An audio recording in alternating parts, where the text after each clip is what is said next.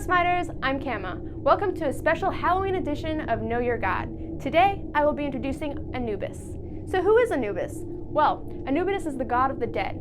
He is also the god of mummification and funeral rites. He is commonly depicted with a jackal's head and a man's body. So why a jackal's head? It's because Egyptians saw jackals scavenging cemeteries and thus associate them with the dead. Nephthys, who is the wife of Seth, wanted a child so bad. However, Seth was impotent. So, Nephthys disguised herself as Isis, who is the wife of Seth's brother Osiris, and seduced him.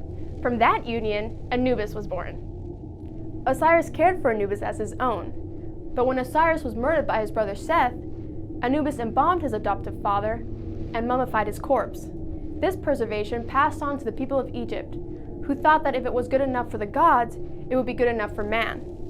If the corpse wasn't mummified properly, Anubis would come and dig up the corpse and eat it. No one entered the underworld without being first judged by Anubis. When corpses are preserved, he is the embalmer. When time for judgment comes, he is the final arbiter. In the underworld, he keeps legendary weighing scales. On one side, he weighs the massive weight of Ma'at, which is truth and order. On the other side, he weighs the heart of the deceased. Should the weight of Ma'at prove infinitely heavier than that of the heart, well then you're out of luck, man, because Anubis will cast your soul deep into the underworld, where it will be forever forgotten, never to be reborn again. Now for the art. Anubis is the first Egyptian god we created, since, Egyptian mythology is pretty awesome. For his jackal head, we referenced wild jackals to make him look more animalistic. We decided to give his abilities a teal tint, since we thought the color possessed ghostly qualities. The gravehound skin was created because he is purely the god of the dead, so we wanted it to represent death.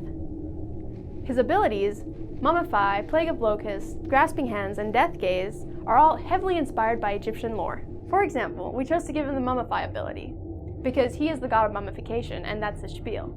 Also, his ultimate ability, Death Gaze, was all about looking death in the eye. The reason Anubis is a mage is because he represents all things mystical. Even in the Egyptian Book of the Dead, which is heavily tied to Anubis, is filled with magical spells.